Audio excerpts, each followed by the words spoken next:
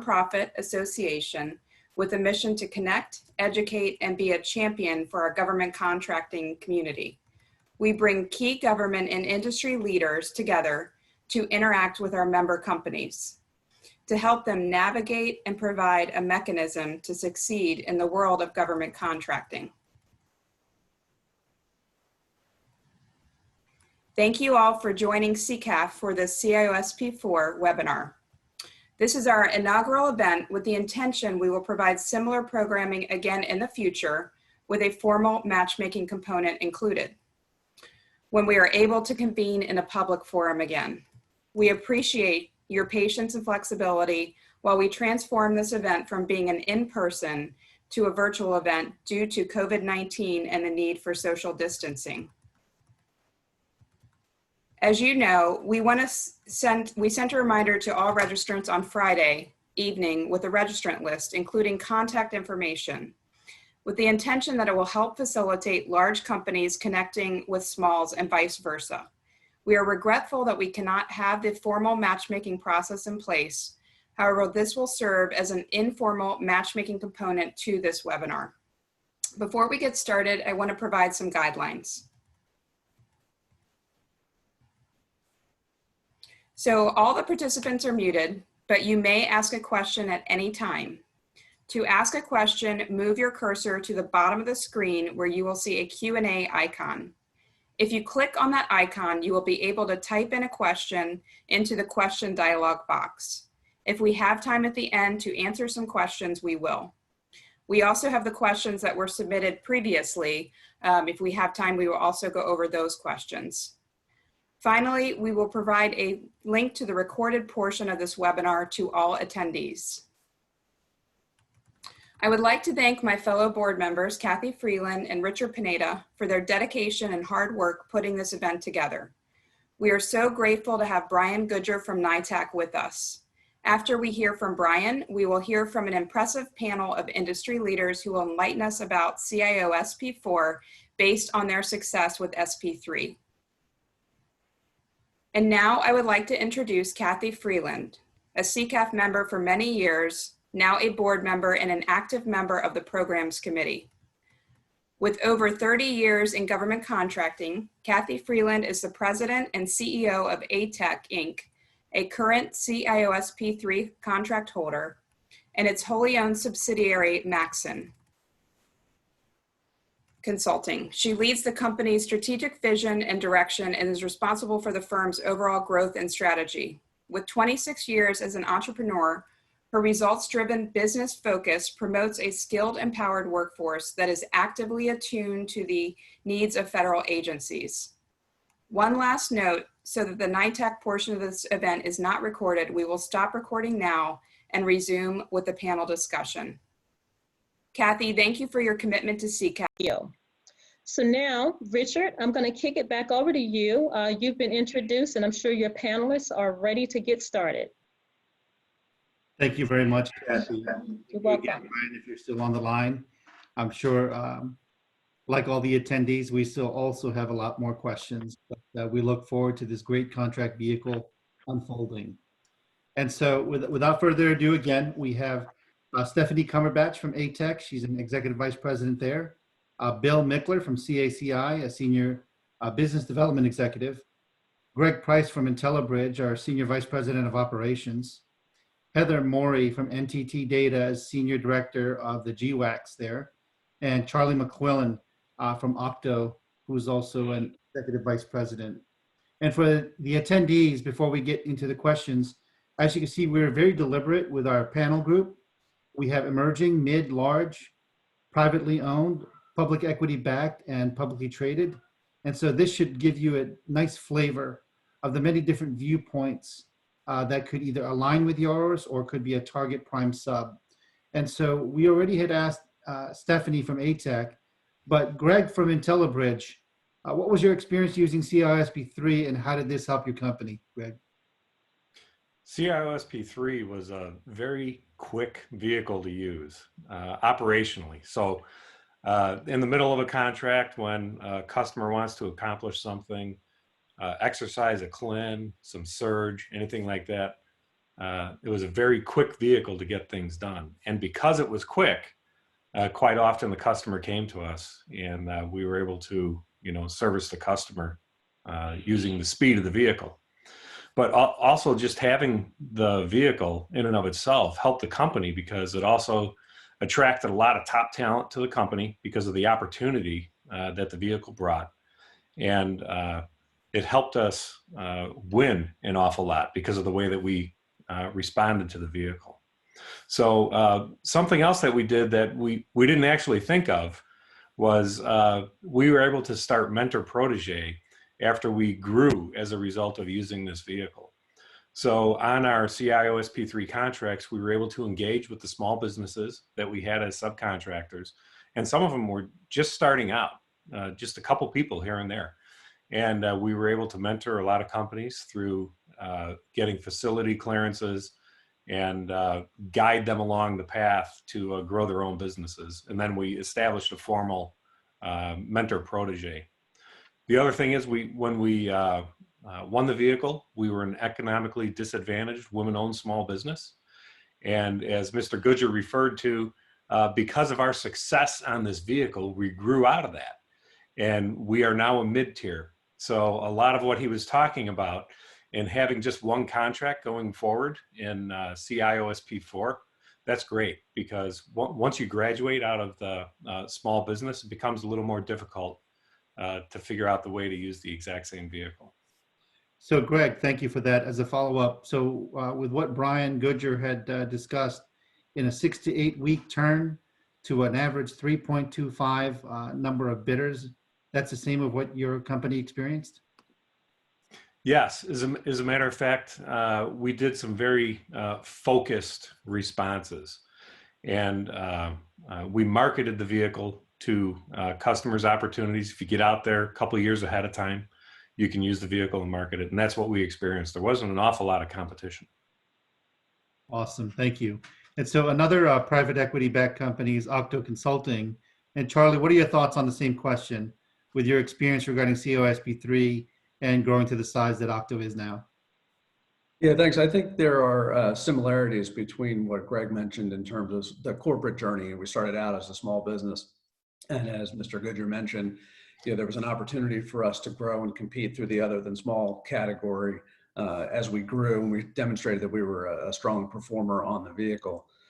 So we've driven almost approaching $200 million in awards through the contract, and it's allowed us to branch out to other customers. Obviously, it's a health-oriented vehicle, and that's the market that I serve, very interested in continuing to serve throughout HHS and DHA, but it's also given us access to other customers throughout federal. So that's been great from a corporate development standpoint. Greg mentioned attracting talent to the vehicle, certainly in our case as well. So BD folks like to have vehicles they can sell through and customer relationships they can leverage. But it's also been important for us from a partnering perspective, and having the vehicle and matching our qualifications to those of others in industry has really been a key part of the growth that we've had on the vehicle. That's great, thank you. How about you, Heather, from NTT Data's perspective, how has the CIOS-SP4 vehicle been? It's been a great contract vehicle for us. We actually hold 2 contracts, one on the unrestricted side, and then through the acquisition of Netty Solutions last year, one on the small business side. In total, we've been awarded over 30 task orders valued at close to $700 million across the vehicles, with a main focus in supporting Department of Health and Human Services customers. So the vehicle itself has been a really important factor in enabling us to expand our presence and support specifically within the HHS space. Thank you, Heather. And congratulations on that acquisition most recently with Netty. Thanks, it's a great one. Yes. Okay, we have Bill Mickler from CACI. What's your perspective from your company and how it started with you? Good morning again. It was really important for us to have a real strategic focus, and that was on large complex solutions. And as I think it was Greg who said how quick the vehicle was to use, it was quick to use in large, these large kind of solution deals. And that was critical to the customer. It's also critical, I think, to the contractors who are bidding it. You only have limited B&P. You only have so much time to, to get a proposal together. And so it was a win-win for us. over the period of the 12 years, I think we've won 22 task orders totaling over about 1.15 billion. And of those, 12 of those were DoD, and the other 10 being in agencies like HHS, Executive Office of the President, USDA, and other independent agencies. So it's a broad brush or broad scope of customers who use the vehicle. And as well, I think Mr. Goodger mentioned the assisted acquisition component they had. 2 of those were actually through NITAC assisted services. So it was a good vehicle for our customers and a good vehicle for us. That's great, Bill. I have a follow-on question that, seeing that you had many awards in the billions of dollars, what do you seek in teammates and or subcontractors? Well, first of all, as far as teammates go, our teammates are both small business partners or other companies, but as well was NITAC and the NITAC staff and outreach program. So for us, it was a combination of those 2 things. Most competition occurs at the task order. So when we've looked back at this over the time period, what we found is the technologies change, as the requirements change, so does your small business teammates have to change. So for us, we're always looking for someone who is very innovative, very flexible, and offers niche technology or niche solutions that maybe complement us. So we can provide that best innovative solution. That's great. Thank you. Charlie, how about from your perspective? In terms of teaming, what we're really looking to do is fill gaps, specific gaps, and they primarily fall along either customer or capability lines. So again, as we've been focused primarily in HHS, but as we look to expand and use the vehicle for my peers inside the company, looking at whether it's DHS opportunities or DoD, synergistic partners who can help us take our capabilities into a customer space, or conversely, where we want to bring different solutions to our existing customers or be more competitive in the HHS space. It's the sort of classic 1 + 1 = 3, judging our capabilities against what the opportunities coming are and teaming accordingly. Yeah, it's going to be great to see, depending on how Brian had mentioned, the primes will score certainly a certain set, but while subs past performance and key capabilities and competencies will come in, it will not allow the prime to max out on the points. And so that's going to be exacerbated more than ever on picking your right team members to make sure it's hard hitting and impactful, right? Absolutely. So, okay. Greg from IntelliBridge, what would you recommend on how NITAC could enhance the CIOS-SP4 vehicle, whether it be SB or in a graduated side where you guys are now? Well, what I thought was really nice is, I had thought about that for a while.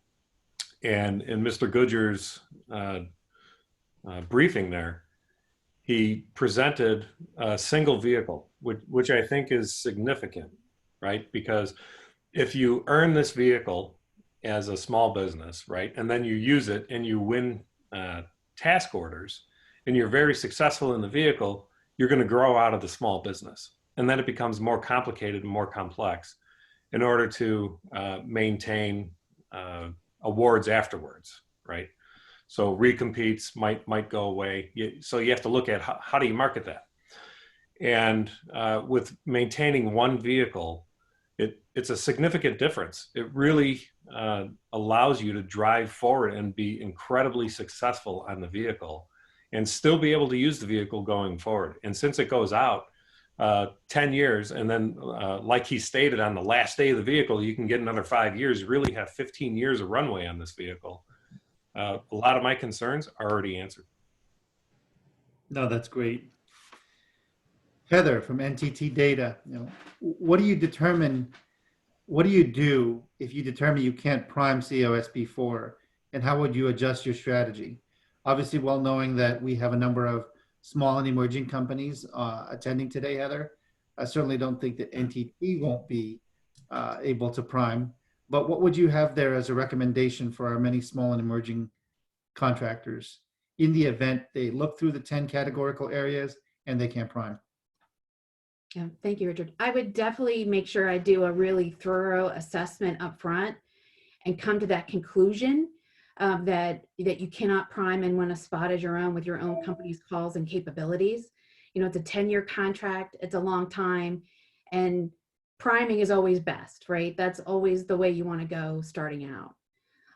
It is a challenge without a scorecard to look at, and probably it looks like not till mid-late summer at that. But I do think there's been enough self-scoring procurements that have been conducted that I think you can make some reasonable assumptions around what those scoring elements might be and kind of see how your organization will do against that scorecard, and get a sense of whether or not you're really close to the range or you know, making it above the cutoff line. You know, it looks like a really extensive proposal response as it stands now if they don't make a lot of changes in the draft. So making that early determination will help you really save your limited B&P dollars for something else. Brian did provide some really good clarification today on kind of more around teaming and what will be allowed and evaluated for either in a prime sub scenario or as part of a CTA. That is always an option to consider if you can't prime it on your own.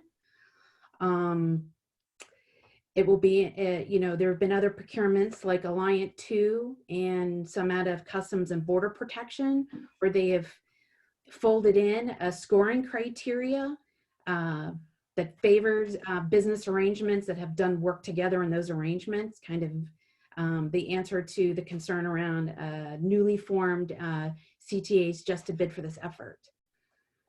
You know, that being said, one of the great things about CIOS-SP3 and going into CIOS-SP4 is that it is open teaming post-award.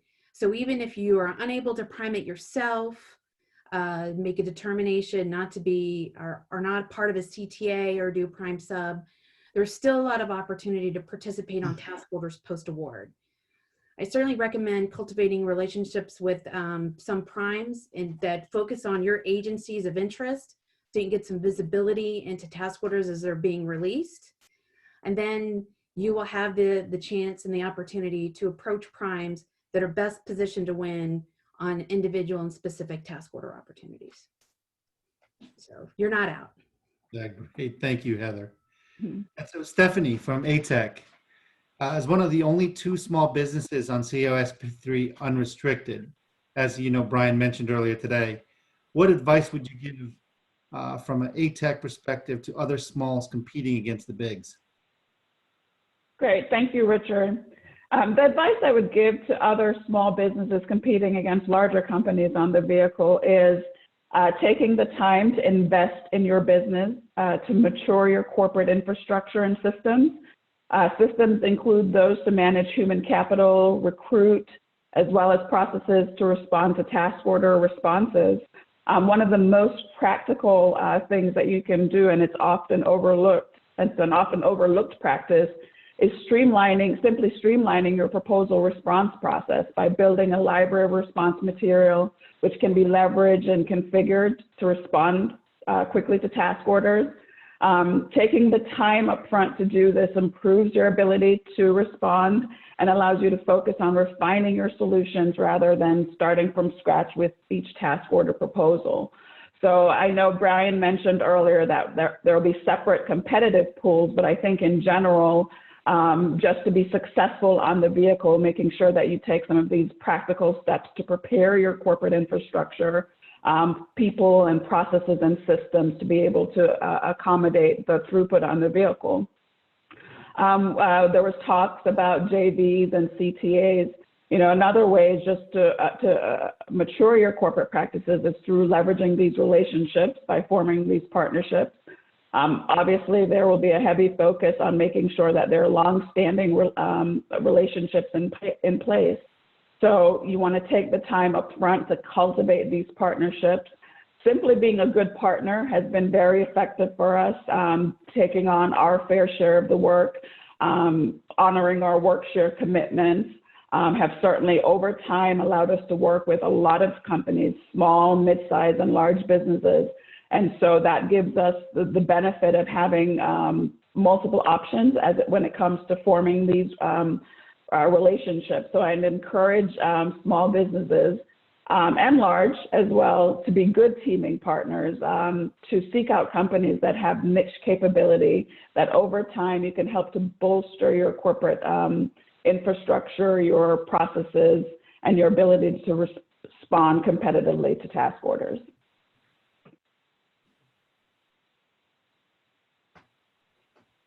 Thank you, Stephanie. So Okay. Bill Mickler from CACI, how does your company engage subcontractors for multiple award IDIQs? Perhaps not on just CIOS-SP3 and your strategy for CIOS-SP4, but would you apply a different engagement strategy on other IDIQs? That's a great question, Richard. We found, like you say, we have adjusted as we've gone through the contract in the 8 years. We're a very focused company as far as the type of deals we want to pursue, and so that's going to drive the structure of our small business participation, small business teams. First of all, we are organized with a small business advocacy office. It's headed by Nancy Peters from CACI, who's been with us or doing it for over 20 years. An organized system database where we have our potential partners register with their capabilities and interests and maintain those. Because as we were talking about, when we're looking at those deals that are at the task order level, we're going to be searching to find specific skills or specific folks who are in specific locations, that sort of thing. So it's critical to have that good information. As far as how it differs across our vehicles, every deal starts with a capture, and our captures are long-term focused. And so what I think our small business potential partners would want to do is get engaged with our BD folks at that deal level, you know, for early on in the capture process. Because if we're looking 2 years out, we're going to be looking for partners that have specific skill sets and niches that we want to engage. If we're not going to typically bid a pop-up or say a Bluebird sort of thing. So the importance is to, one, understand who's working those deals within the company, and then, you know, to engage early. No, that's great. Thank you for that, Bill. I'm gonna work off the cue sheet here a little bit and just turn it to an all play. You know, Brian had mentioned the 10 categorical areas, but then there's a driving factor from the customers with the specificity of contractors being able to provide agile, AI, BPR, and or emerging technologies, right? Without giving away your strategy, you know, perhaps you could talk about the type of contracts that you've contracted under CIOS-SP4. Is it health related, non-health related, more IT, and a flavor of program management, enterprise architecture?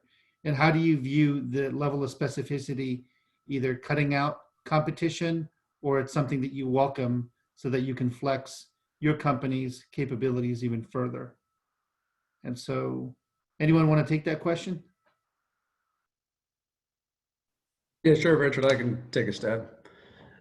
So at Octo so far, the majority of the work under the SP3 vehicle for us has been serving in HHS customer space, and everything heavy IT from CIO type support. So enterprise technology planning, strategic planning, things like that, through the application layer where we're doing enterprise application support and starting to move into some of the scientific support areas as well.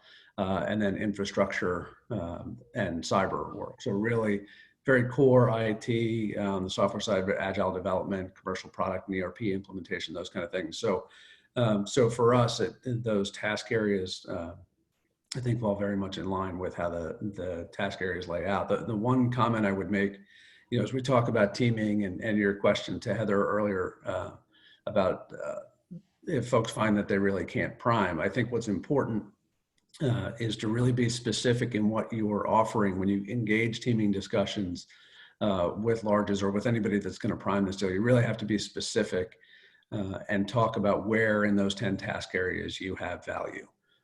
Because just sort of saying, well, we're an IT provider, we've done agile, there's going to be a lot of teaming discussions across the large landscape of folks that are interested in this. And I think to catch the attention and be specific and make your value prop, really, I would encourage everybody to just tie that back very specifically to the 10 task areas and the subtasks underneath it. Thank you, Charlie. So Greg, Charlie beat you to the buzzer, but we'll certainly allow your answer. So repeat the question again, so I hit all the points.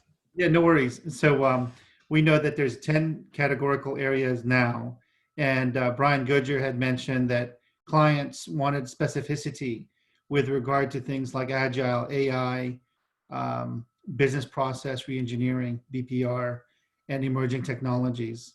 And so does that level of specificity, given that level of specificity, tell us what your company has done to date on contract vehicles, whether it be health, non-health related, and the type of competency, and whether this type of specificity bodes well for your company, or does it tighten up the purse strings, if you will, on evaluation?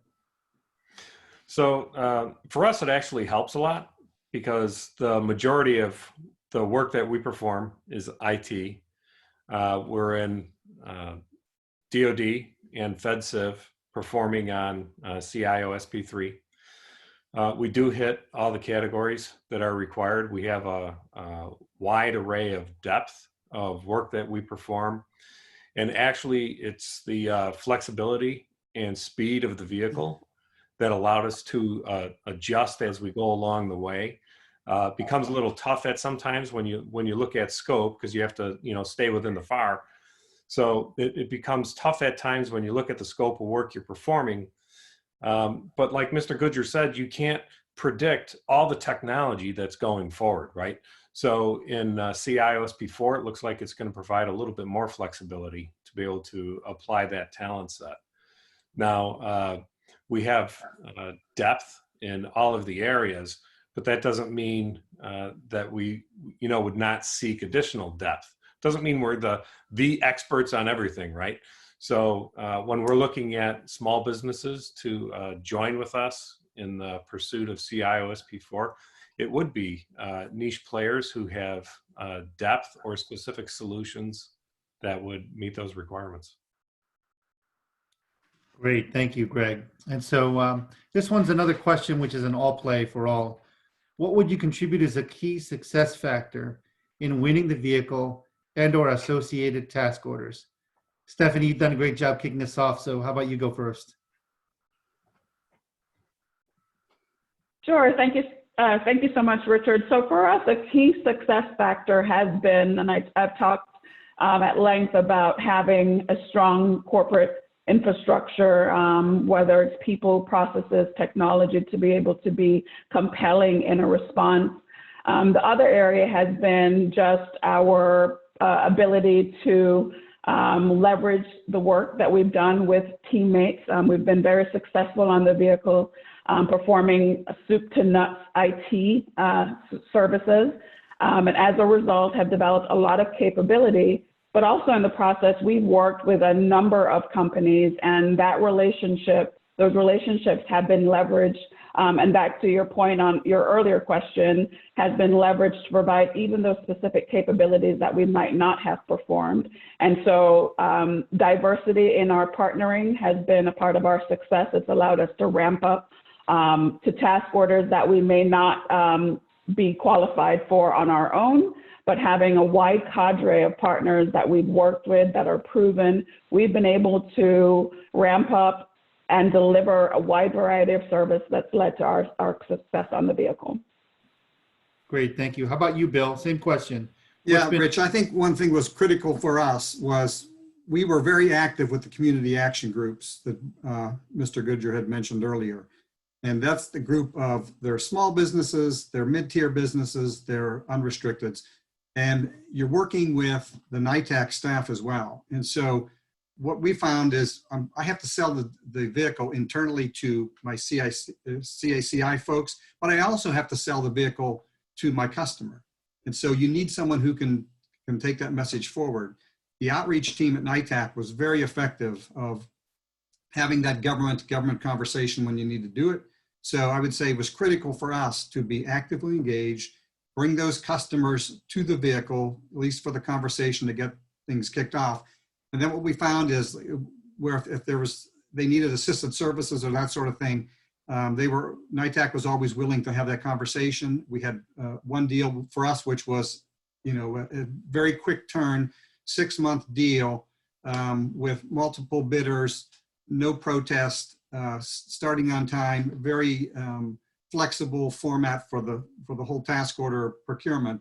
And that was facilitated by both NITAC and the ordering contracting officer. So those kind of relationships are key to make the vehicle a success. Super. How about Heather, from NTT Data's perspective, what's been the key success driving factors? I'll add on to Bill's comments that I think the marketing and outreach that the NITAC team does on behalf of the vehicle and the contractor community has been excellent. It's those relationships are important, and they've been a big help in doing outreach as requested to potential customers wanting to use the vehicle or interested in it, as well as helping to provide training for our sales and delivery staff and to make sure that they know how best to talk about the contract vehicle with our customer set. In terms of our success on the contract, we don't try to be all things to all customers. We're strategic about it and focus our efforts on those customers where we have really good relationships, where we have insight and understanding into their mission and their environment, and where we can bring value and bring innovative solutions to help address some of their challenges. Great. Thank you, Heather. And Charlie, how about from Octo's perspective? I know you've discussed a number of things. What have been key tools to success for you all?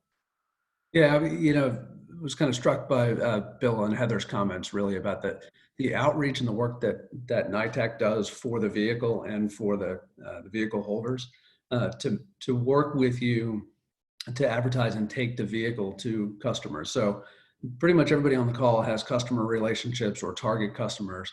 And if you've got a solution that customer is interested in, the next question they always will turn to is, well, how do I get to you? How can we compete this?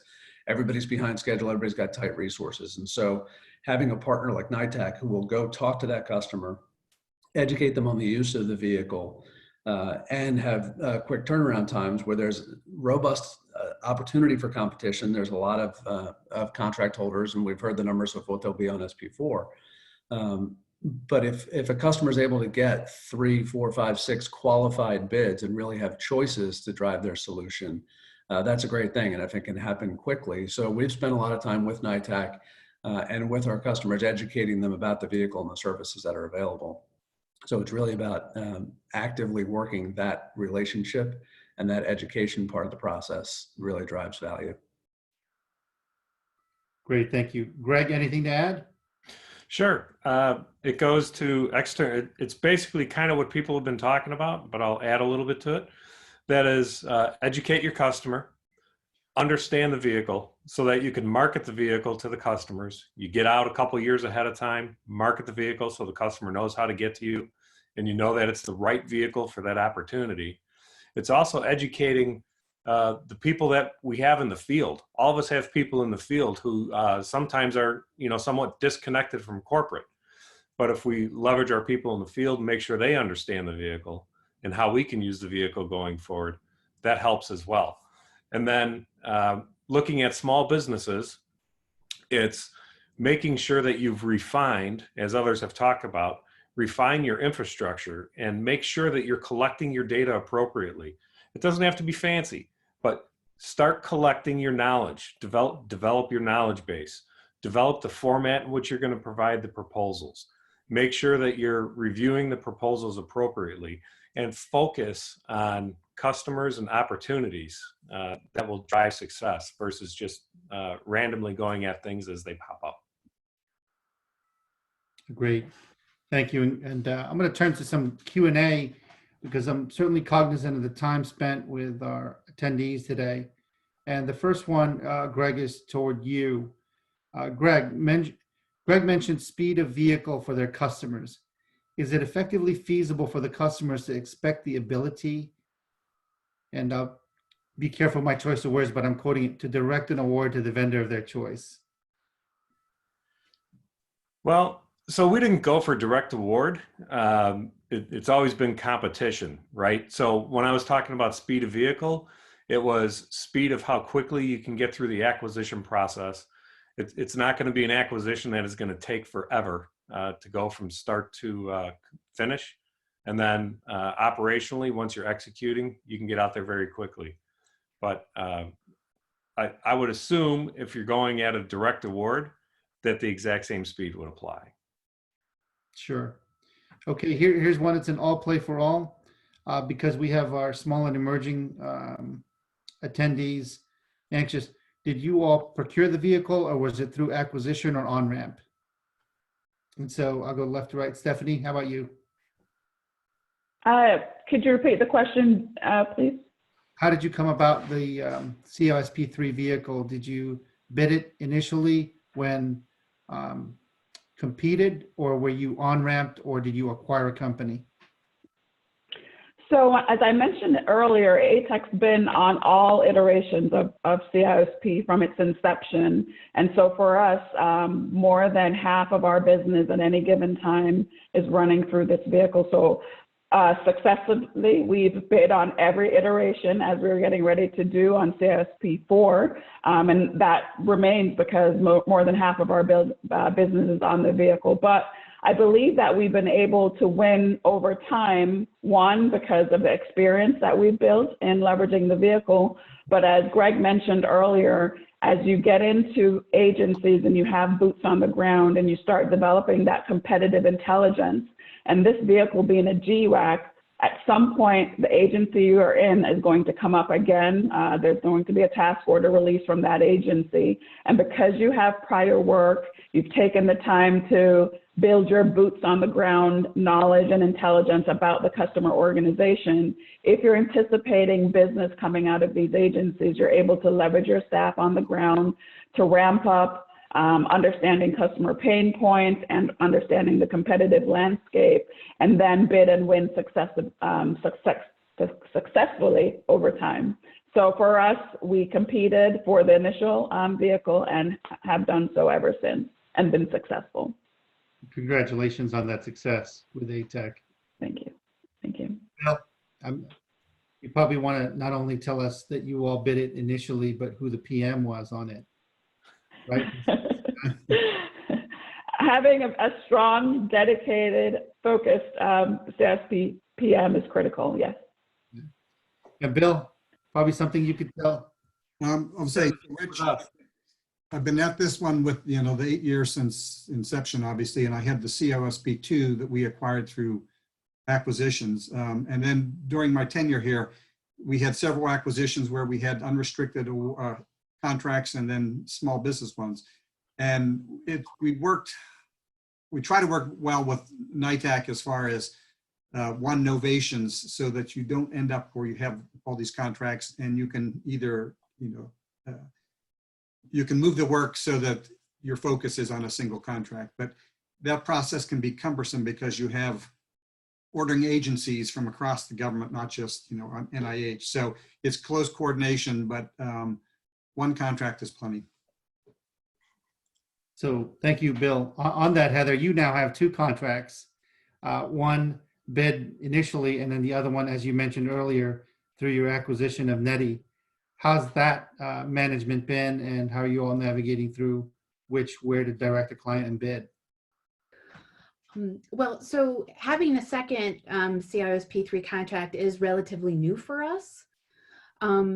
There is some complementary synergy between customer spaces for both the legacy NTT data health IT practice, as well as all the great capabilities that NETI brings in.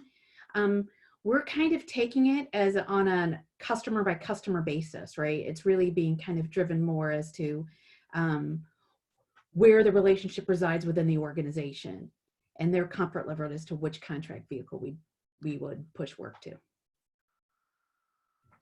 Great, thank you. Greg or Charlie, anything to add there? No, I think Greg and I have, as I mentioned earlier, have some similar experience in terms of starting on the small business vehicle and then migrating up to the other than small, which has been beneficial for both of us. Yeah. Okay, well, with that, I know we're certainly cognizant of everyone's time. And I wanted to, before I turn it over back to Serena for a closure, I want to thank each and every one of you and your companies for your time and certainly your patience as we were initially going to have this live and then postponed. And now that we are able to have it virtually, I do thank each and every one of you and your companies. And so we will be sending you something on behalf of CICAF. And I'm sure our greater audience set for the number of attendees today. Thank you. And for our attendees, we hope you found this Q&A panel as a nice topper, in addition to Brian's comments and presentation from today. And we thank you for tuning in. So Serena, I'll turn it over back to you for close so that we can get our attendees back on track.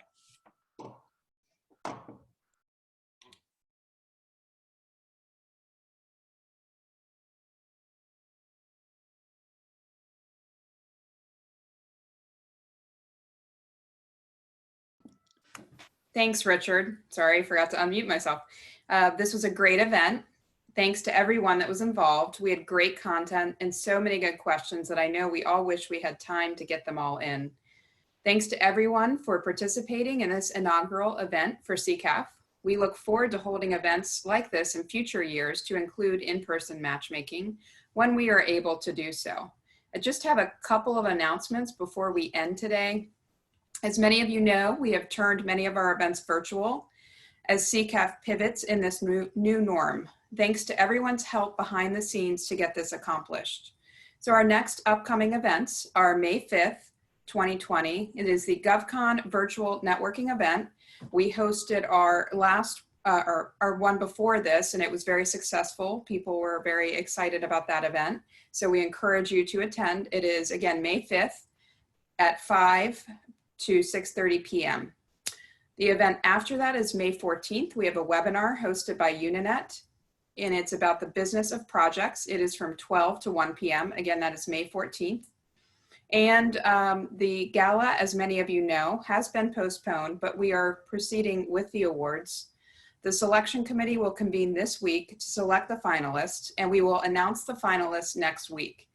The awards gala, where we will announce the winners, has been scheduled for October 1st. So again, thanks to everyone for attending. This concludes the webinar, and we hope you all stay well and healthy. Thank you.